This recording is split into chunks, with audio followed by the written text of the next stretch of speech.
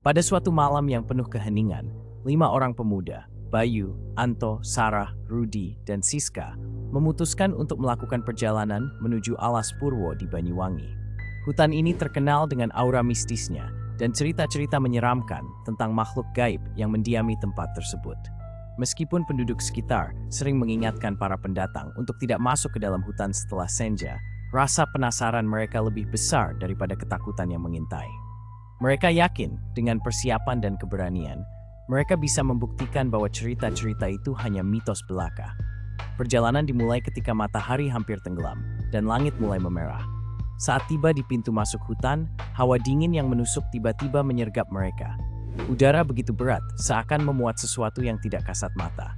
Bayu merasa ada yang tidak beres dan menyarankan untuk kembali, tetapi Rudy yang merasa paling berani mengolok-oloknya.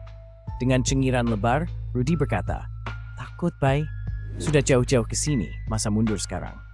Dengan tawa kecil dari yang lain, mereka melanjutkan perjalanan, masuk semakin dalam ke dalam hutan, tanpa menyadari apa yang sedang menunggu mereka. Makin dalam mereka melangkah, pepohonan besar dan rapat tampak seperti dinding yang menghalangi sinar bulan yang redup. Cahaya senter menjadi satu-satunya penerang mereka. Suara-suara aneh mulai terdengar di kejauhan, samar-samar seperti bisikan halus, dan bayangan hitam berkelebat di antara pohon-pohon. Sarah, yang sedari awal merasa tidak nyaman, merasakan bulu kuduknya meremang. "Kalian dengar itu?" tanyanya dengan suara gemetar. Namun, yang lain hanya mengabaikannya, menganggapnya sebagai imajinasi ketakutan. Setelah berjalan beberapa waktu, mereka menemukan sebuah pohon besar dengan akar-akar yang menjalar seperti tangan-tangan hitam mencengkeram tanah. Di bawah pohon itu, mereka melihat tumpukan kain lusuh dan potongan dupa yang telah terbakar setengah. "Sepertinya ini tempat orang sesaji," gumam Siska, mencoba menahan rasa takut yang mulai merayapi pikirannya. Namun, mereka memutuskan untuk beristirahat sejenak di situ.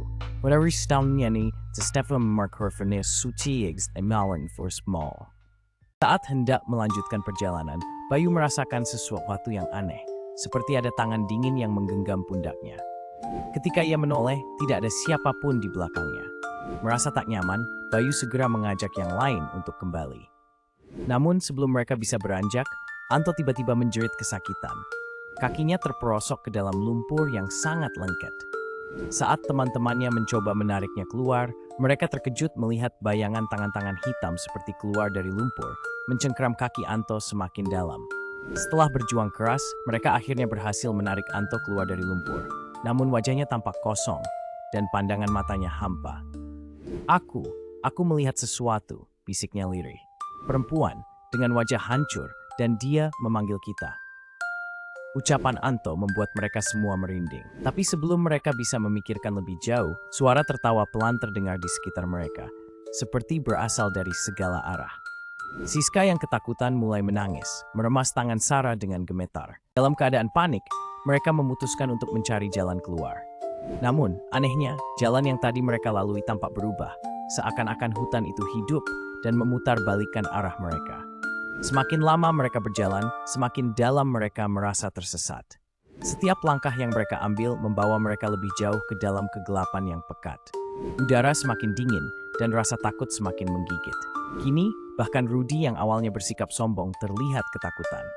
Di kejauhan, mereka melihat sosok seorang perempuan berambut panjang mengenakan kain putih kotor, berdiri membelakangi mereka. Rambutnya yang terurai menutupi sebagian besar wajahnya.